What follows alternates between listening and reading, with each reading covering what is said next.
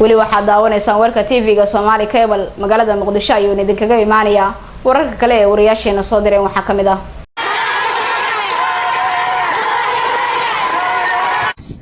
madaxweynaha maamul goboleedka gobolada dhexe ee Soomaaliya mudane Sheekh Maxamed Shaakir Cali Xasan iyo wafdi uu hogaaminayo oo maalmihii la soo dhaafay booqasho ugu maqnaa dalka Itoobiya ayaa maanta dib ugu soo laabtay magaalada madaxda maamulka gobolada dhexe ee Dhuusamareeb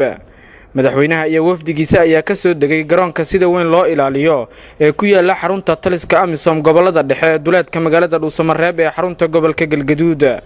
wafdiga madaxweynaha ayaa inta kadib loo soo gudbiyay gudaha magaalada madaxda gobolka Galgaduud iyagoo socdaal dheer ku soo maray wadooyinka magaalada madaxda gobolada dhexe ee Dhuusamareeb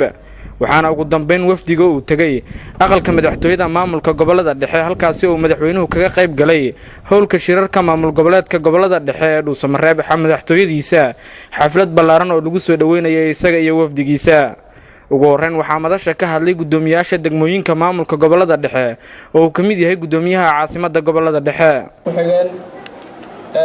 odayaasha dhaqanka dhammaan wafdiga ballaaran ee soo gaaray waxaan ku soo dhaweynaynaa salaan qaali ah waxaan ku soo dhaweynaynaa caasimadda gobolada dhexe magaalada Dhuusamareeb waxaan idin leenahay soo dhawaada waa idin sugaynay run ahaantii aad iyo aad ayaa deegaanka iyo dhammaan dadka kugu oon qabin inay imaataan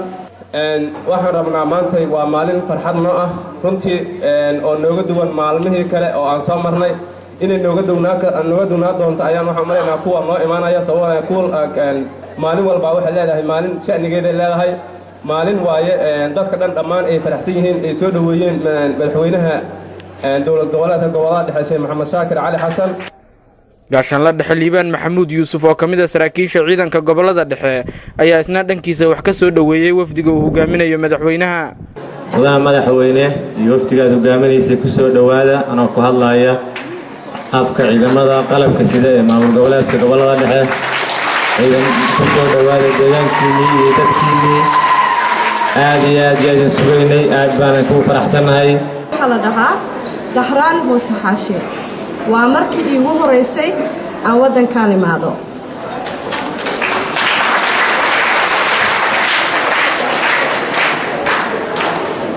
aniga siyaasi miihi hay'ad samafal ayaan keenay qof walba oo wadanka safe ka dhigaya nabadda aan arkay systemka aan arkay indhahayga qabteen aadan ugu farxay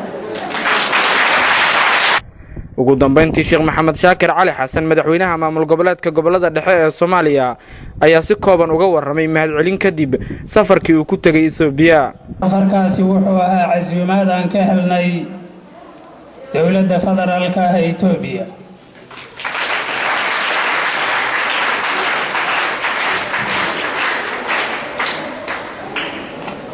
casuumaadda waxay noogu fidiyeen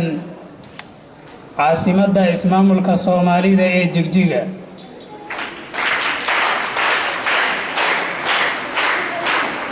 ayagoo meelo badan ka kala keenay wufuud kala gedisan ee federaalka Itoobiya ah alxamdulillaahi rabbil caalamiin ujeedadii iyo hadafkii laga lahaa shirkaasna wuxuu ku soo dhammaaday si guul ah